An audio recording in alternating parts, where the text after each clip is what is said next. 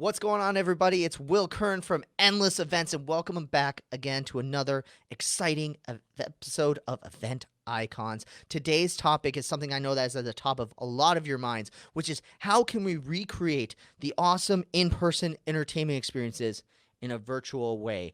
I got one of the smartest guys in event entertainment here today, and you've seen him before. He's actually been on the show before, so I'm going to tease you a little bit. But let's drop that intro and launch into this week's episode of Event Icons.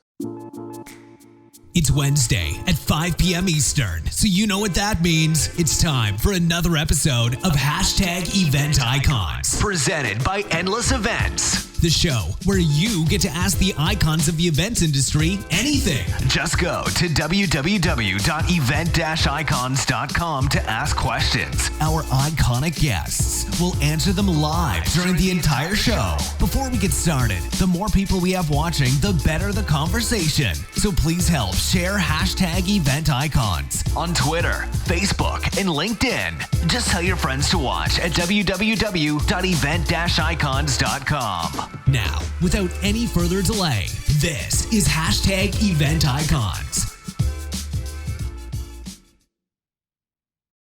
All right, I got to get into this, and I got to introduce our guest. He is a past guest of the show, Mr. Paul Creighton, in the house from T. Scorman. Paul has been the one to come and drop every year our entertainment trends, and I'm just super duper excited to have him here because I've been talking to him about, like, how do we do entertainment in a virtual way? And he's got a lot of cool ideas. So, Paul, thanks so much for being here on the show today.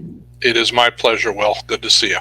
I love it. I love it. All right, so let's dive into it and start talking a little bit. By the way, well, before this all happened, I guess, let's jump into, people know a little bit of your background, that you obviously are owner of T. Scorman and is an awesome producer of like some of the greatest entertainment acts in the corporate event and events industry. But what have you been up to since all of the chaos that we are now going virtual? I come to my office every day and I look around, and then I look around again, and then I sit down, and then I cry, and then I look around some more, and then the day is over and I go home. Oh, come on! That's not entirely true. Obviously, No. there's been a lot of things to deal with. Unfortunately, a lot of them cancellations. And now we're just in what we call the big wait. When is it coming? What is coming, and what's it going to look like? Well, you've also started to make the pivot, and I know we at Eventbrite, we take shots every single time someone says the P word, but you've made also the pivot towards virtual and already started crafting a lot of your entertainment experiences that you've created that are proprietary to your company. You've figured out ways to transition them into virtual. What has that transition been like in trying to figure out how do you take something that's so in person and translate it to virtual? Well, you start first by understanding that no one has the answer. It is impossible because it's so new. There are some things that are working. There are some things that we believe are going to work, but we're still in the very beginning of this. So, and I think you're already seeing it online. When it first started, you had all of the celebrities that were doing, 3 or 4 songs from their living room, and that was really cool, and everybody was enjoying that. And wow, I can see Sheryl Crow's living room, and Andy Grammer's out there performing.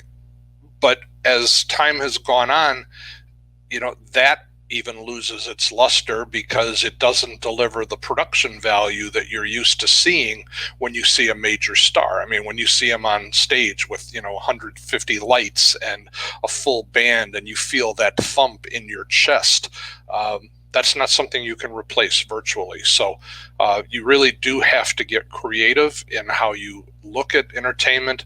And again, we're just now in the beginning stages of knowing what that looks like. As an example, I mean, the initial virtual events, most of them didn't even have entertainment. And so it was predictable what would happen. And that, there are clients that have to get the message out to their sales staff, to their clients, whoever their message is going to, their user groups, and they have information that has to get out. But we spend a lot of time watching those, and they are boring as hell. It is, one talking head after another, and it's one thing if you're in the audience. Well, you could look down and you could be texting and working like that while somebody's on stage. But when you're at home, you can literally walk away from the speaker and no one will know that you left.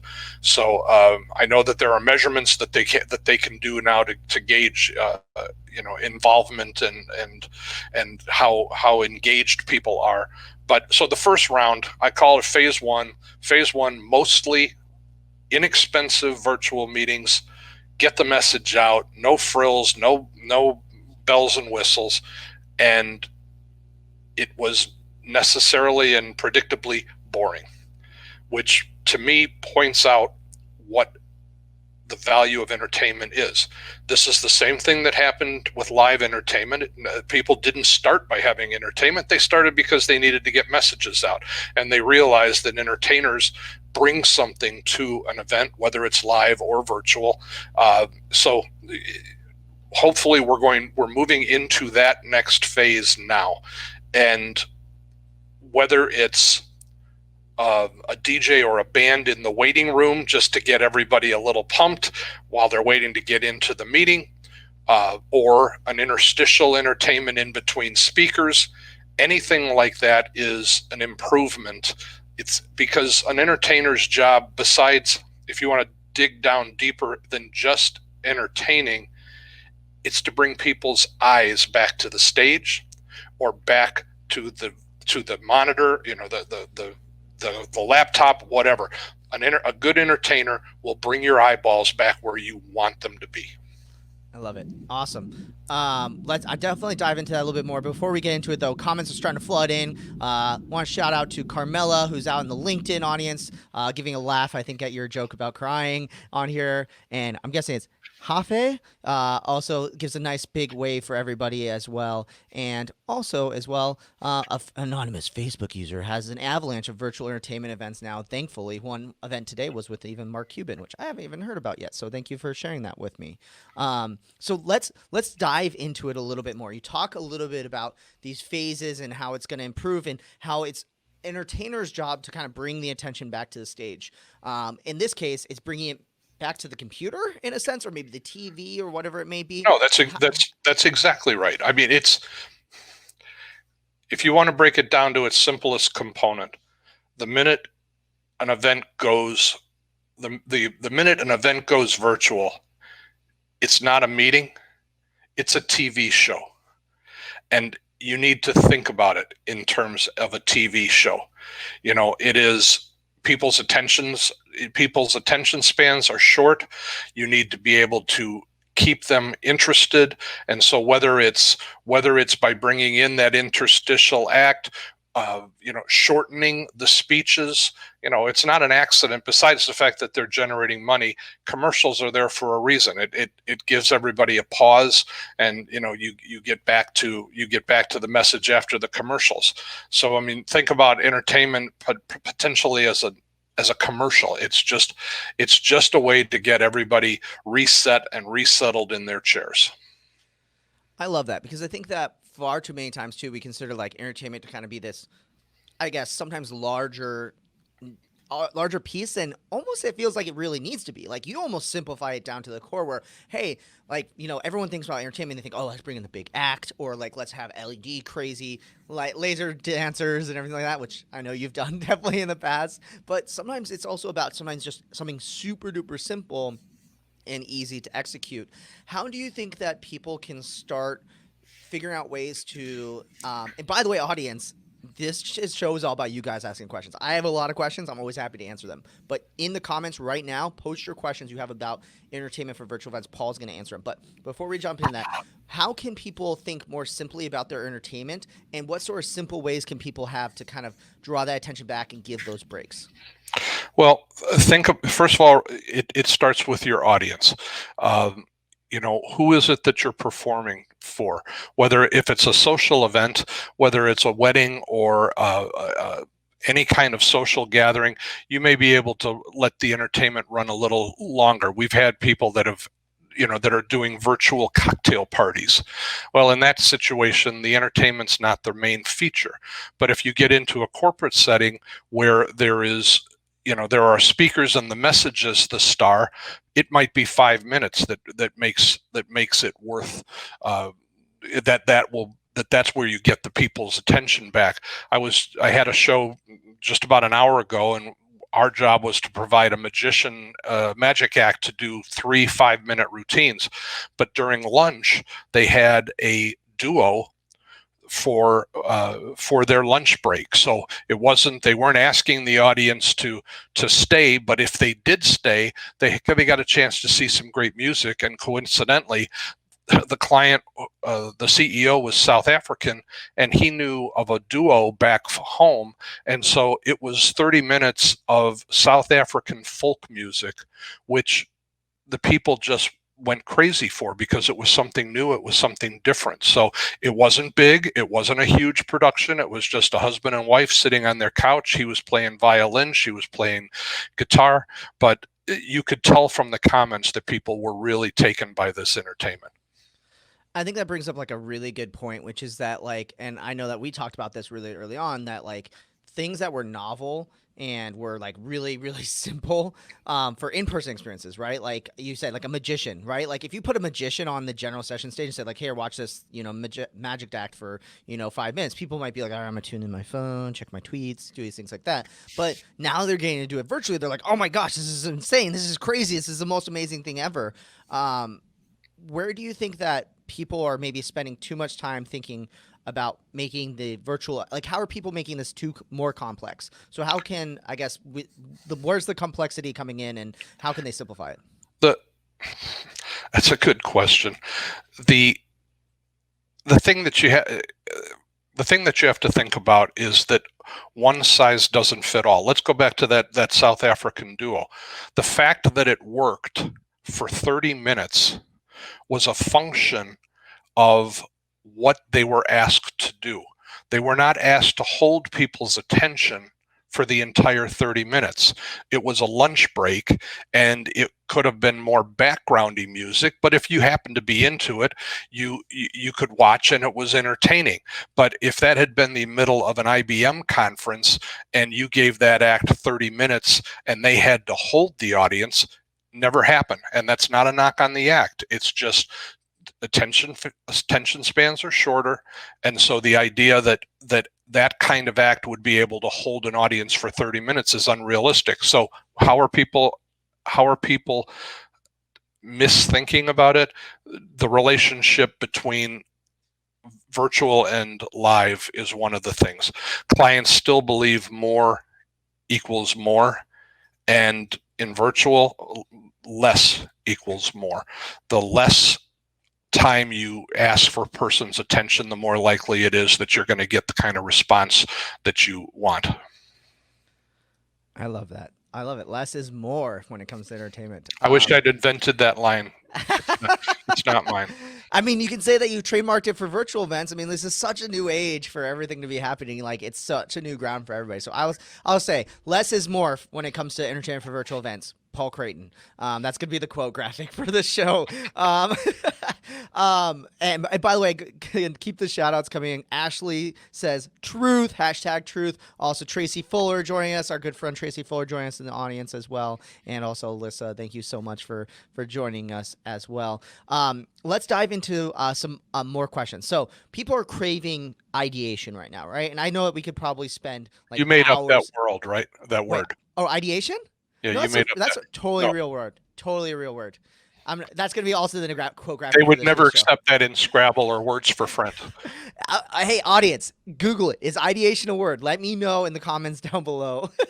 I'm pretty sure it is. I've been using it for years, but I'm pretty sure I don't get flagged when I read it in Google. So ideation. If not, it'll be ideation is not a made up word will be the quote as well. All right. So I was going to ask a question, but let's jump into some of the audience questions coming on in. So Crystal Garcia says, "Why do you think so much virtual attention is moving to Twitch?" So obviously, Twitch being a big, for those who don't know, a big gaming streaming platform. Paul, why do you think that there's so much attention drawing towards it in this day and age when it comes to like watching e-gaming and everything like that as well? Could it be as simple as you go where the audience is? Yeah, that's boom.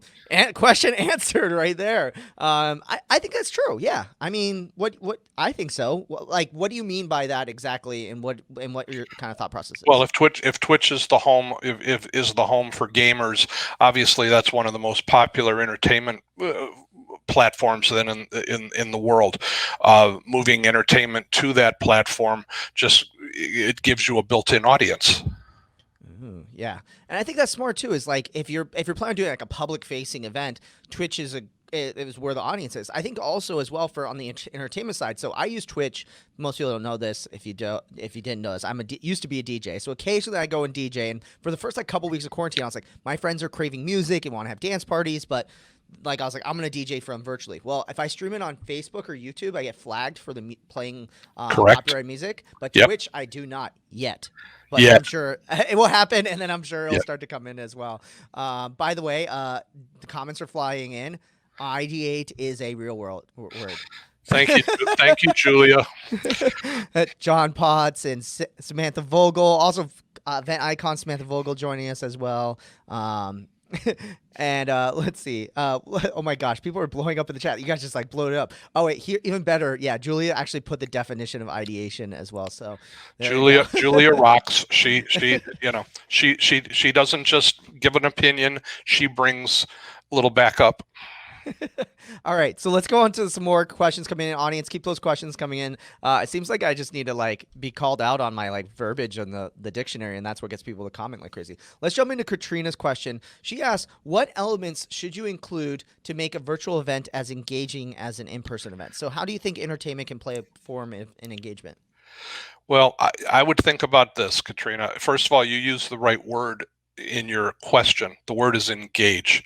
What's the difference between why do you want a live entertainer as opposed to just picking something amazing up off of YouTube? The answer is you want the audience to feel like what they're seeing is just for them, same as it would be in a live event.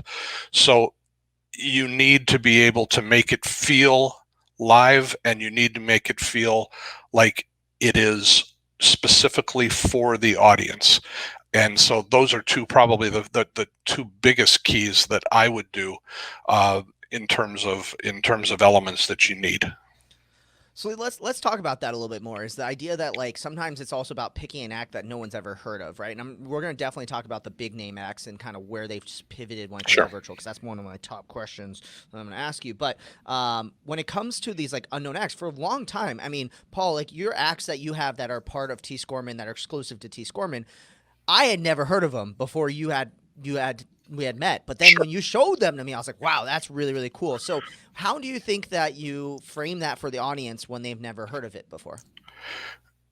What's their expectation level? Are they, if what's their experience? First of all, right this minute, you're starting from a place where everybody's happy to just be here and in the moment. So I think you've got audiences are a little bit more forgiving in that regard, while at the same time, if you try to take up too much of their time, they'll tune out. So, for me, it's a question of making sure that their expectations are set. If you're doing a meeting and every year you've had an act like Bruno Mars or Katy Perry, and then you come back with this duo that I just mentioned from South Africa, you're not gonna get the kind of response that you're hoping for. But if they weren't expecting entertainment at all, then the sky's the limit. Entertain them, keep it short, keep it interesting, and move on. And it'll find its own level. Ooh, I love that. I think that's super duper smart too. Yeah, like you can't go from big name artists like no one's heard of as well. So it's almost like once you go that direction, you can't come back to it. So might as well start on the like unknown aspect of it as well. It's funny, the comments are still coming in about ideation not being a Here, made up word. here's the other thing. The other thing, Will, is that it is a function of the size of the audience, too. I mean, we're talking virtual as though it's one thing. A virtual event could be a local musician trying to scratch out a little bit of change, and there are 50 people online. That's one thing versus a major tech company doing their entire conference online with 15,000 or 50,000 people online. I mean, it's a matter of scale. Definitely. The questions are flying in, and I feel if I don't get these questions in right now, we're going to keep having questions come in. So, so Patricia brings up a good point. When you have these meal breaks that you talked about, for example, with these different acts, and everyone's in different time zones, especially with virtual events going global now, that your audience is everywhere. How do you handle different breaks when people are in different time zones? Have you come up with any creative ideas around that? Well, first of all, I guess the first thing I'd say is that those decisions are made well before I get involved. The producers of the events are the ones that dictate it, but I can tell you that it seems to flow with who's putting on the event, and they dictate the time. So this particular event that I was on today, they ran from 10 a.m. to 3 p.m. and they took lunch at 12, just as though it was on, East Coast time. The act was in South Africa. So, I mean, that was what, 8 hours, 9 hours ahead. It was, so that's up to the organizer of the event to pick the time. But I think they kind of ignore the time zones, or at least they're putting it based on where's their main audience. So. Nice. And one of our LinkedIn users out there also suggested potentially doing some 15-minute snack breaks every 75 to 105 minute, doing some time zoning, which I couldn't agree more. I mean, again, give people a chance to do what they're going to do regardless. They need to go to the bathroom. They need to stand up. Their children may need help. I mean, 75 to 105 minutes of nonstop attention is a lot. Absolutely. And I think that too, like it also plays into this design of events that, far too often we think about events in these like all long sprints, but people want bite-sized chunks with little breaks along the entire way. That's why I think like TED Talks have been super duper popular, is this idea. It's like little bits here and there. It gives your chance of brain to reset and everything like that as well. So great idea, LinkedIn user. I have a feeling it might be Martin as well, because someone replied to his comment in here saying, thanks for the suggestion from Patricia as well. And a lot of people giving some shout outs to Martin. So I'm guessing that comment came in from Martin. Way to go, well. Martin. All right. So let's dive into some ideation. The question I was going to ask in a second. When it comes to like what virtual ideas, let's give a little bit to. I know that like Paul, this is what you get paid the big bucks to do, so we don't want to give away too much. This is how we ideate. This is how we ideate. Drinking them Diet Mountain Dew. How do you? What sort of ideas have you come up with, and maybe share one or two ideas to get people's brains churning as far as ideas that work really well in virtual? I go back to the analogy of it being a TV show.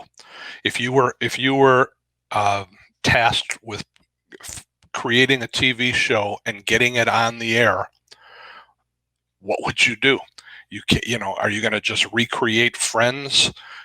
Are you gonna do a comedian? You're going to put a comedian in the starring role and let it be about a show about nothing? No, you have to come up with something new.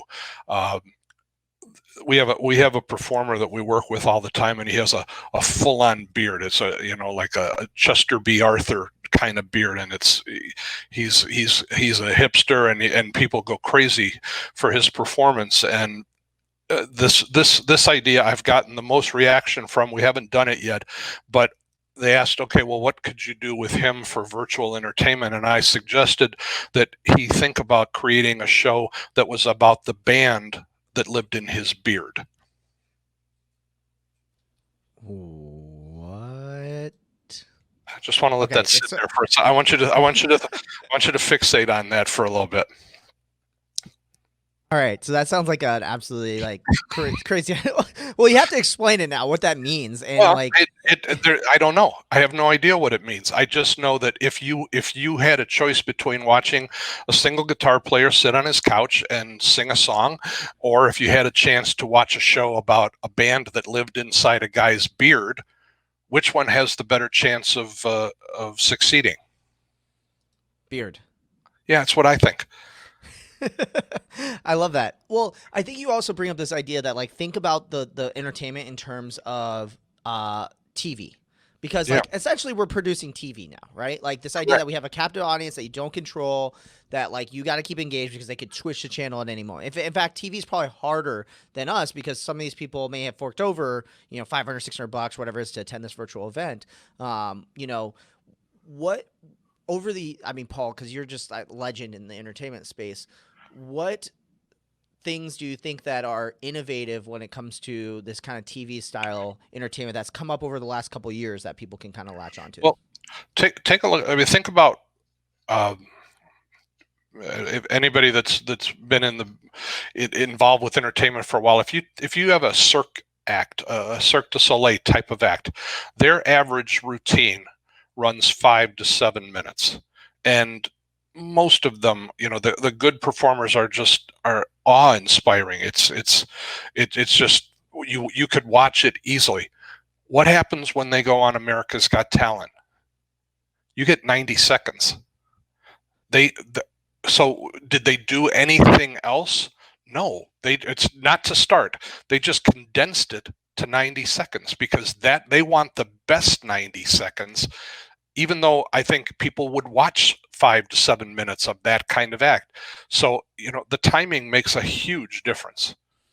I love that. Like figuring out ways that you can shorten and snippet it up as well, and to kind of create exciting. And maybe it's also as well like creating it shorter, but then also having more variety. I'm Yes, guessing as well absolutely. inside there too.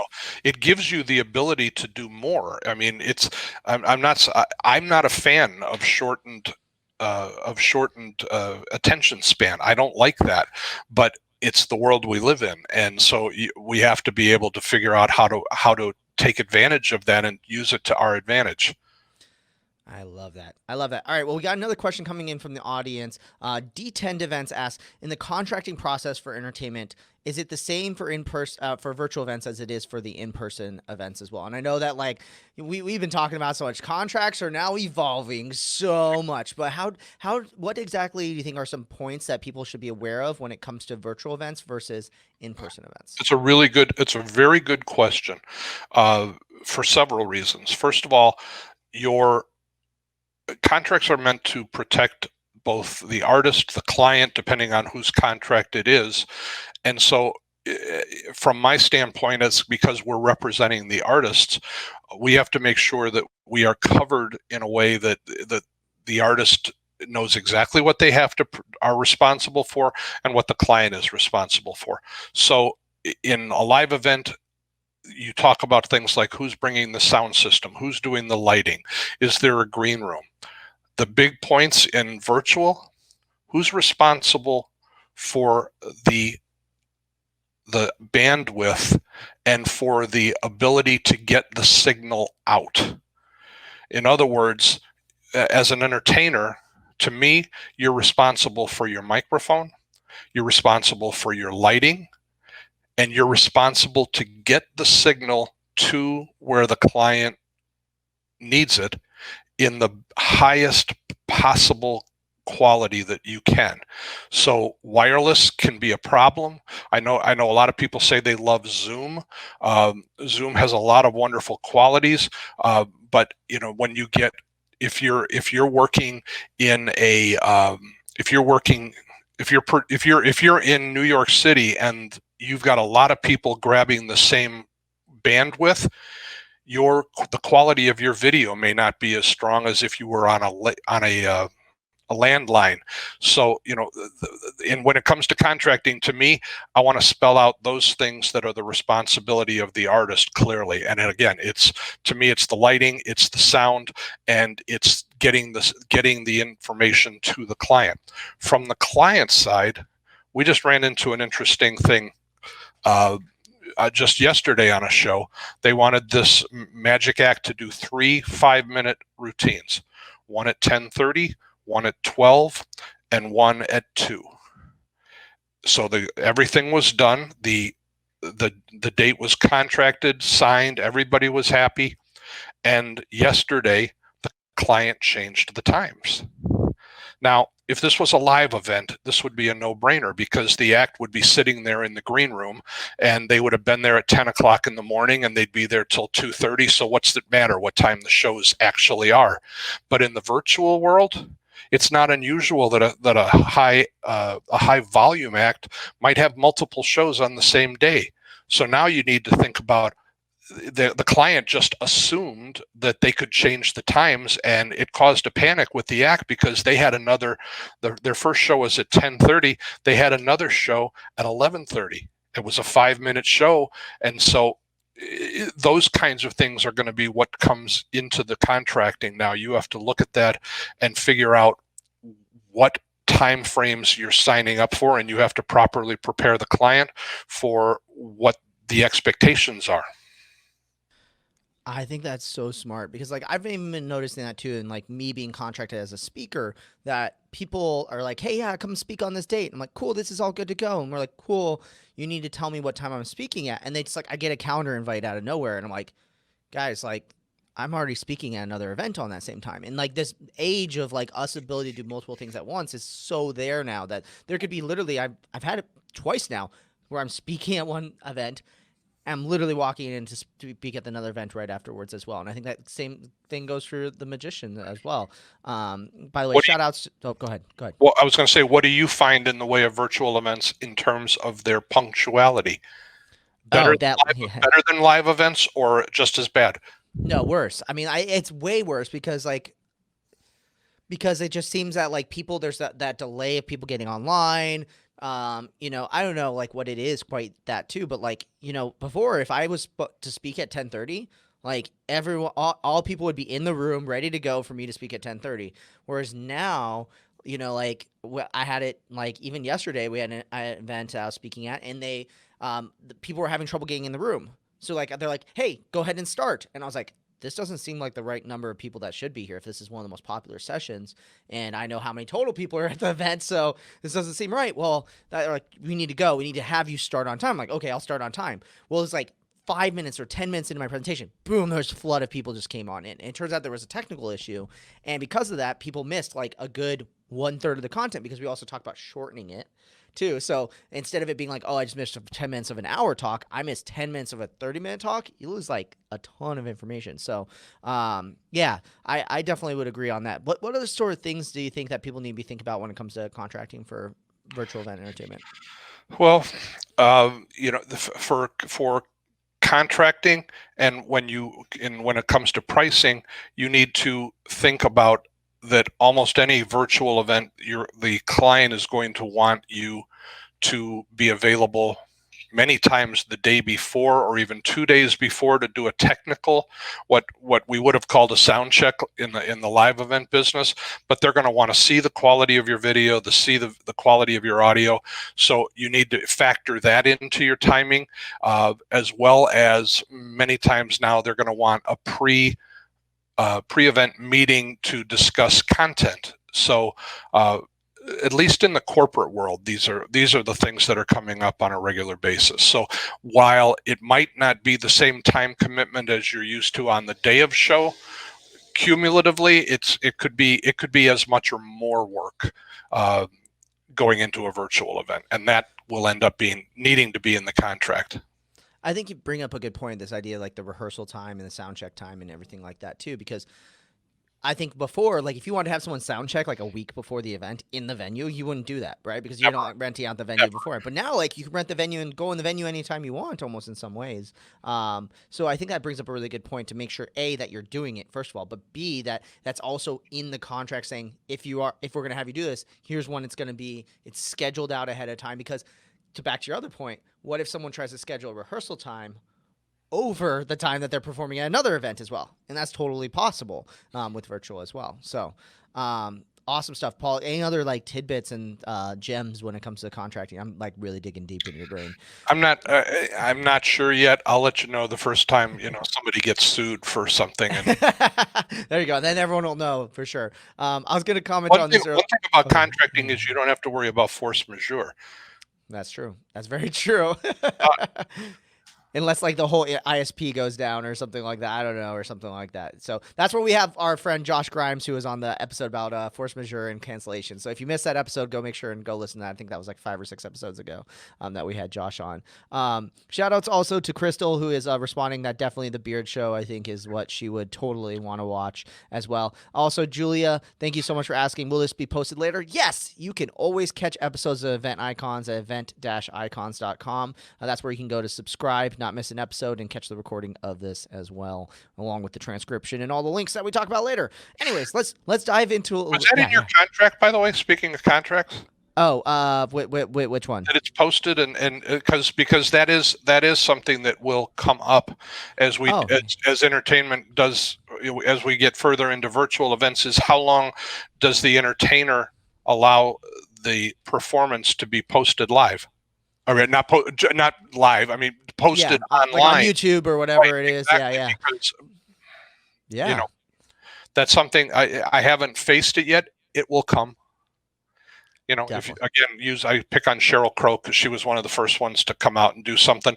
If she did it, she's not going to let you keep it up online, forever. It's just not going to happen.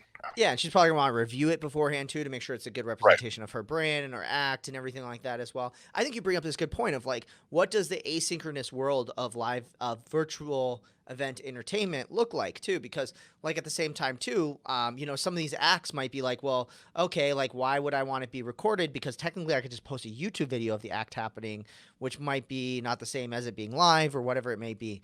Really, really good point. And I think that you definitely want to make sure that that's a big discussion that you have as well. Katrina says, "Oh, those are great points on there too." So let's dive into a little bit about you talk about Sheryl Crow, and this is one of my favorite things that stories that you kind of tell and talk about. But these large acts, everyone wants to talk about, like, okay, what if we bring down Sheryl Crow to come and sing like a song from her couch or whatever it may be? What are you seeing when it comes to, you guys have obviously been used to booking gigantic acts. What does the like gigantic A-list act space look like right now when it comes to virtual events? Well, it's impossible to speak for everybody, but in the beginning, I think you got a lot of people doing it. One, because the performers recognize, again, their place in the world. When this first came on at the end of March and middle of March, everybody was stunned. I'm not sure that they're not still stunned, but those performers, reached out to their fans as much to make them feel good and let them know that they cared. Some people did it probably because they were bored, but nonetheless, that was probably the impetus, was getting out in front of their fans because they weren't going to be able to do concerts.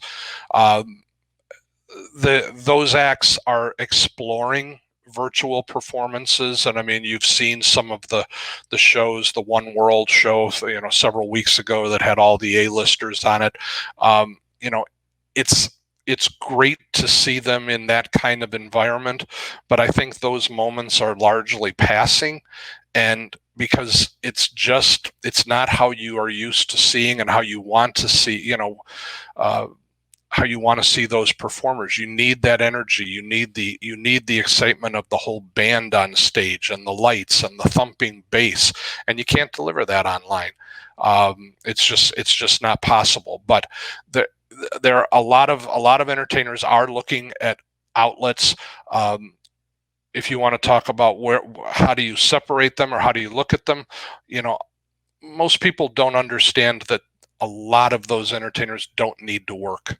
They do it because they like to. They do it because they have this need to be on stage. But the Foo Fighters, the Rolling Stones, Paul McCartney, Sheryl Crow, that level of act, the Lenny Kravitzes or the Taylor Swifts, they don't have to work. and so there's no there's no incentive for them to really put a lot of time in this. If it's really a matter of creativity. You take some of the B-level acts, they do need to create a paycheck. They don't have that library of work that they can draw royalties from. So that's a different story, and those people are looking to become more creative and figure out how they can get in front of audiences when they can't tour. Yeah, absolutely. Absolutely. And I think you bring up that good point too, that this is all going to change really, really rapidly, because like how long can I go before I've seen, I'll just use the Offspring because I saw they did like a song random YouTube video, but like how long can it go where you see like you've seen Offspring do an acoustic act or whatever it may be and been like, oh, it's not the same without the crazy lights. And I think that's the thing I think a lot of people forget when it comes to these large A-list acts is that like just look at, for example, the DJ rave electronic scene. You don't go like I can put Tiesto mix on my computer and listen to it and with my nice headphones and my loud sound system, but I don't go to see Tiesto live for Tiesto's music. You go Right. because of the huge stage that the festival's put together as well. And I Right. think that's the thing that's might be missing as well. So like I think the future might be like how can we create that in person? Maybe like we ship lasers off to people or something like that. And, hey, here's a laser in a box and you put this on and it activates only when the entertainment act goes. I don't know what that might look like. If you can do that, then you will be a millionaire, and you will have figured out one of the secrets of the universe. We'll call it rave in the box. You can't. People need to be together. It's just it's not even need. People want. There's a reason those acts got to where they are. It's because people wanted that experience. You can't simulate that virtually. Definitely. Well, I have one last question for you before we kind of wrap up with our standard kind of ending questions. And if you do have a question for Paul, this is your last chance right here to be able to get in. So put it in the comments right now. You got to get them in. Let's do it. So my question to you is, with how virtual is changing, with travel coming down and people not having to do travel, right? The ability to fit in more acts in a short period of time. Now, if the Offspring wanted to play, it used to be they could do maybe one show a day, maybe, like it was crazy to hear about DJs who like played in Vegas and then played in Phoenix the same, like later that night. But now with virtual, you can do way more. But the question becomes with reduction in travel, the ability to do more acts, does this mean that entertainment costs for virtual are going to come down? That's a terrible question. It is. It's the great argument that's going on right now. There is not a set answer. Again, I would say that it's probably a function of the popularity of the artist to begin with. Again, with the higher level acts that don't need to work, there's no incentive for them to drop their price. For other acts that need to work, that's usually a prescription for the price coming down. And we're in an unheard of time right now where everybody is hurting. I mean, the idea that, I tell people every day, it's as bad as it is in the entertainment business, and it's bad right now. There are so many people that are even more affected that it's, you can't lose sight of that. But in those environments, it becomes a buyer's market. And if band A won't take the money that the client's offering, band B will. Somebody's going to. So this is a part this is the script that needs to still be written. I personally believe that quality still wins. I still believe that quality will prevail. But we're in a tough time right now. So I wouldn't, I don't know if that answers your question, but it's a big question, and it's a large unknown right now. Well, I mean, I think you bring up a really good point, that a thing that we think about, and I get we're not all economics professors out here. I barely passed macroeconomics and microeconomics, but that price is very much determined a lot by supply and demand. And so, like you said, like if an artist is in high demand, that's what caused their price to go up in the first place. But if they're in low demand, that's going to determine price as well. If they have the ability to do a lot of acts, they might, supply might be plentiful when it comes to it. So there's all like I think the concept of the pricing. Also, we have to keep in mind that supply and demand, which I think is a very good point, because yeah, like you said, we're in a time that who knows, like, right? Like, anyone can refresh their pricing. Like, in theory, an artist could say, this is more complicated. I'm not used to this. I'm used to walking into an arena, plugging in my guitar and playing my riffs and then walking out, and that was easy for me. Now I have to I have to understand how the sound capture card works, and I have to set this all in my studio, and oh man, I got to take a day. Like, I'm only going to get to do this in the middle of the day. So not, instead of having a whole travel thing, right? Like, it might end up becoming more hard. So therefore more expensive as well. So. Well, the other part of that equation is also who's. I know the word entourage, it may not totally apply, but let's in the use of the word entourage, how many people is the artist responsible for? And if in the beginning, it's one thing if an artist goes on and does a show from their living room for 4 songs and does it by themselves, but they have a crew and a whole staff of people that are I'm sure that they are on their payroll. They're going to want to try to find a way to keep those people working, because that's the loyalty that they want to instill. Whereas a local act, that might not have a huge group of people that they're responsible for. So that enters into it too. The less you are, the less people that you're responsible for, the more flexibility you have in your pricing as a rule also. I think that's also sage advice, because you've been doing this for so long, but most people also have to remember that these large acts, these bands, these whatever it may be, they're companies. Like, it's not like Sheryl Crow and, and it's just her. It's like Sheryl Crow LLC, and there's 100 people below him. And if you ever want to see the satire of this, by the way, watch the movie Pop Star, because then they make fun of this fact that there's just so many people. But you have to look at these lists. When you look at these riders, there's 20, 30 people when they were doing a live show. Those same people were probably salaried or were on that, and they have costs to cover on their end too. So I think that's you have. I mean, there was a piece on the Today Show last Friday. They did a behind the scenes talk with some of the producers of the Today Show, and they talked about what a different world it is right now getting entertainers on the show. And it used to be that they would have 8 levels of handlers to go through in order to get an entertainer on the show. And now they're dealing one-on-one. And so, they said it's hilarious, because most of them then, when they finally get they have more phone numbers than they've ever had now, because they can get to the acts direct. But it is, they said then, we try to get on the phone with them a little early, because then our technicians have to talk to the star and teach them how to set up their computer correctly to go on the line. That's so funny. Yeah. How so many of these artists, because that's the one thing too that most people don't think about, is that these people, a lot of these artists, were used to just walking into a studio and someone makes them sound. Not so they don't. No. You are correct. But whereas now, ask an artist when the last time they opened up Pro Tools to master their mix or whatever it may be on there. No, it's exactly right. All right. Well, we're coming to the end of this episode, Paul. And I always end the show with 2 questions. So we'll start off with the first one, which is deep dish. Oh, wow.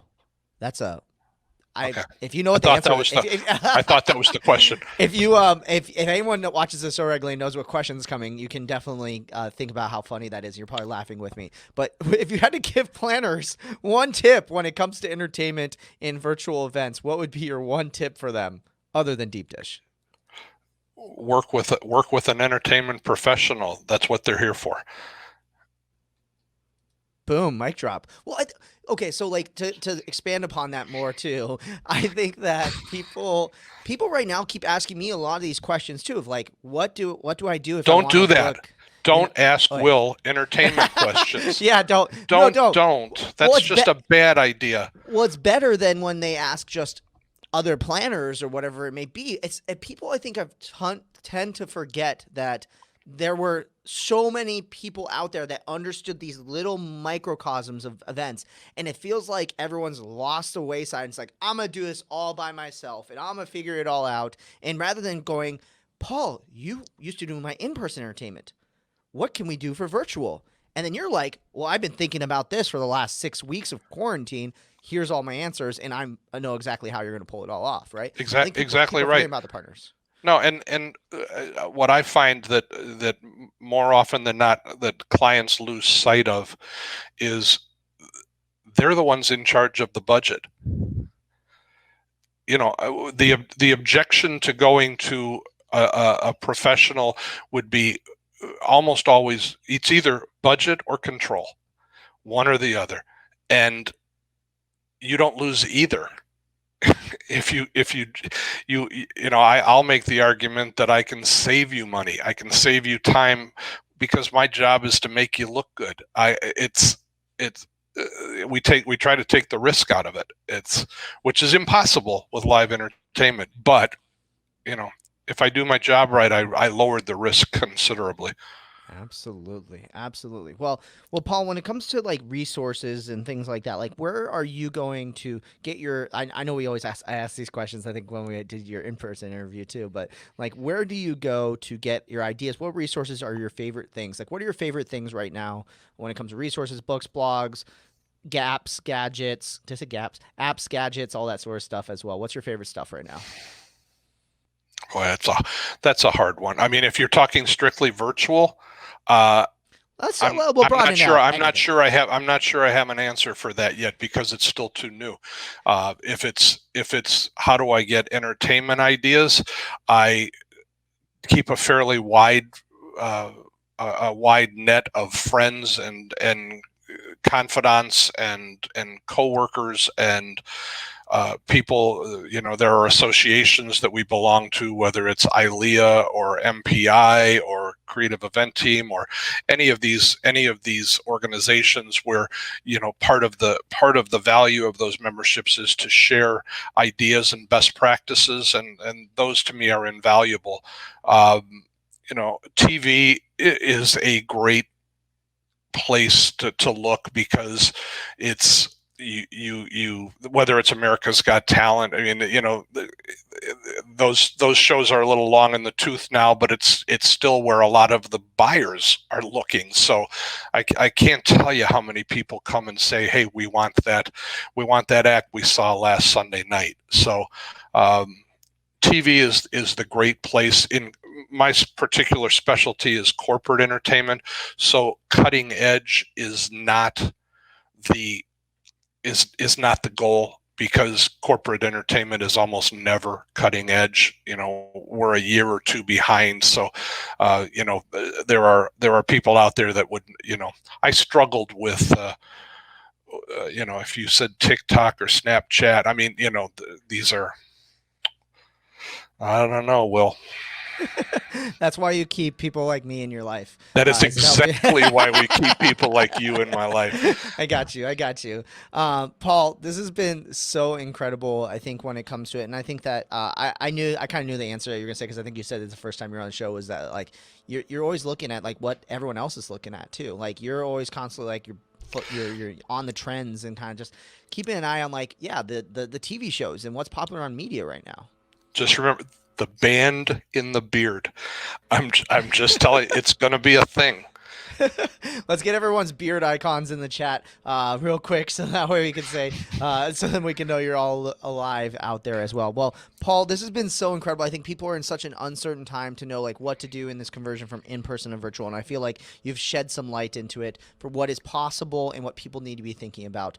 So let's get some noise in the comments and let Paul know that big thank you for coming on to the show today. But Paul, from me, I want to say thank you for being on the show. It's been so insightful, and always learn so much from you every single time we get a chance to talk. It's a great service you provide, and right now it couldn't be more important.